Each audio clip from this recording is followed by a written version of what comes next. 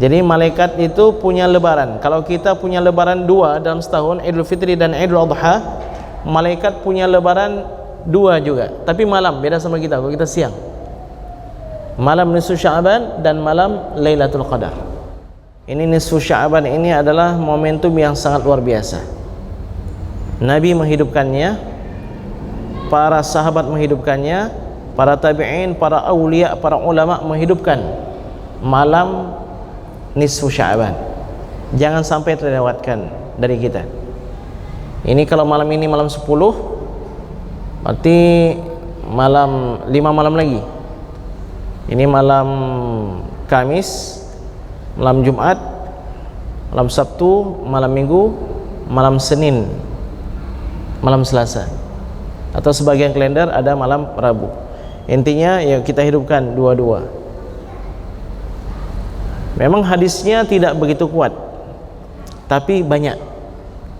Di antaranya dengan riwayat yang kuat, diriwayatkan oleh Imam Al-Baihaqi dengan sanad jayyid, dengan sanad yang bagus, bahwa suatu malam, kata Sayyidah Aisyah, aku melihat Rasulullah sallallahu alaihi wasallam qiyamul lailnya itu lama sekali. Memang biasanya lama qiyamul lail Rasulullah SAW, tapi malam ini lebih lama daripada kebiasaannya. Kemudian aku melihat Rasulullah SAW ketika rukuknya pun lama sekali. Dan manakala aku melihat Rasulullah SAW sujudnya lebih lama, sehingga aku mengira apakah Rasulullah SAW sudah wafat. Maka aku pun bangkit dari tempat tidurku, mendekati Rasulullah SAW. Apakah beliau sudah meninggal dunia? Apakah beliau sudah wafat? Di waktu itu Rasulullah SAW menggerakkan jemari tangan beliau, oh masih hidup.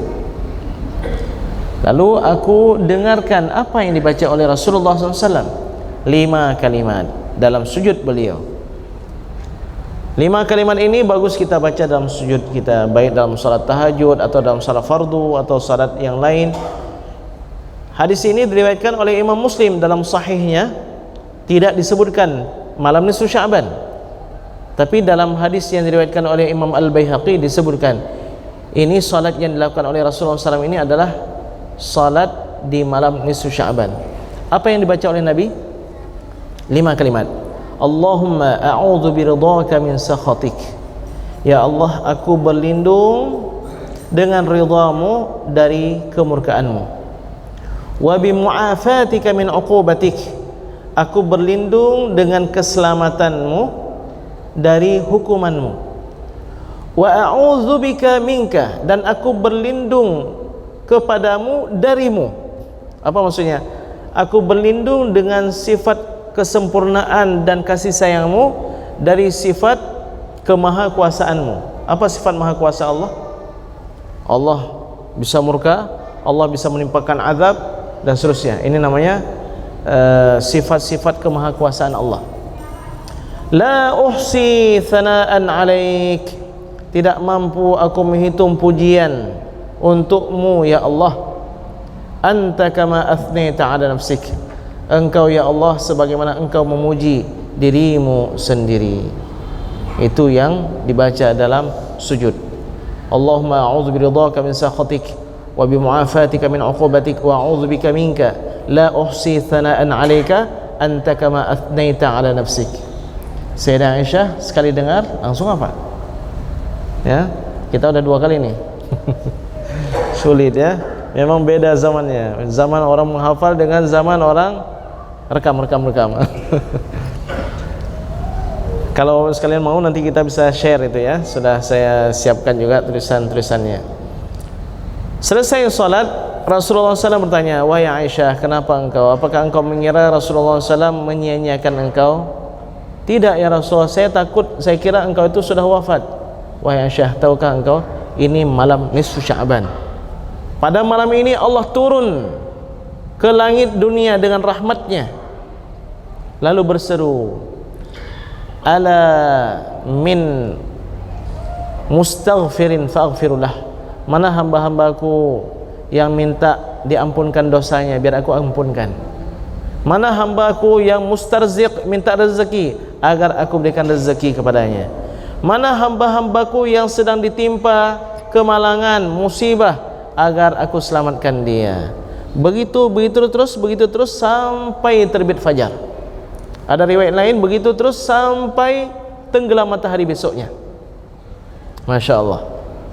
Dan di malam tersebut Allah Subhanahu wa ta'ala memberikan ampunan yang banyak sekali. Tapi ada dua golongan yang enggak mendapatkan ampunan. Yang pertama musyrik.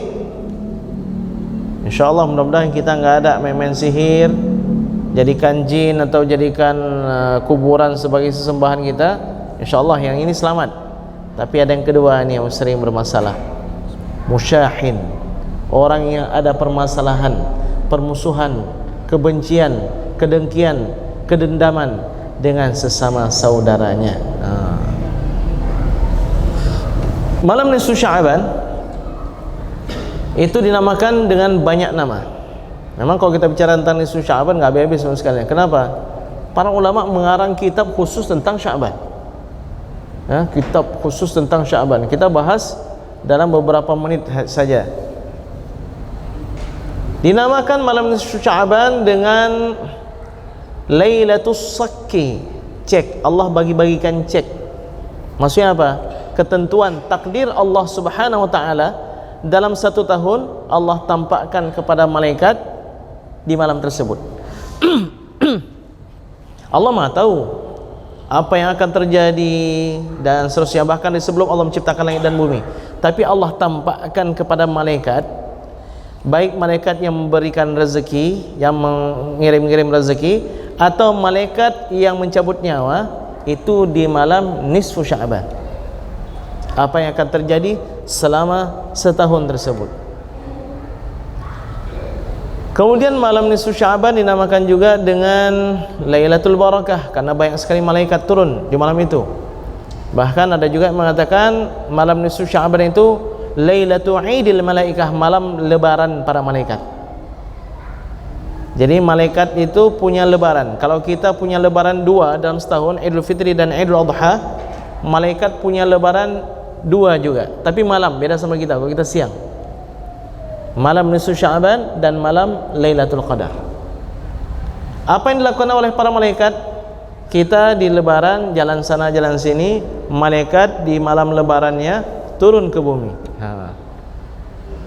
Malam tersebut dinamakan dengan Lailatul Ghufran, malam ampunan. Dinamakan juga dengan Lailatul Takfir, digugurkan segala dosa-dosa kita. Dinamakan juga dengan banyak sekali namanya. Intinya mari sama-sama kita hidupkan. Walaupun para ulama ada berbeda pendapat mana lebih baik, dihidupkan berjamaah atau dihidupkan sendiri-sendiri. Ada ulama mengatakan lebih baik hidupkannya sendiri-sendiri di rumah, ya. Ada juga ulama menganjurkan untuk berjamaah.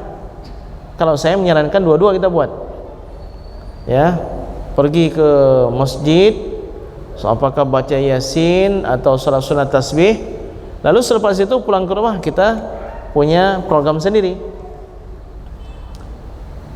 Namun jangan sampai kita salah persepsi.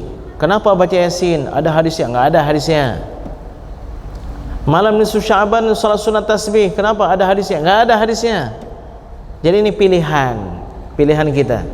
Di malam tersebut kita berdoa, kita baca Yasin. Ada yang baca Yasin sampai 3 kali. Kalau disandarkan kepada Nabi SAW itu berdosa, karena berdusta atas nama Nabi SAW.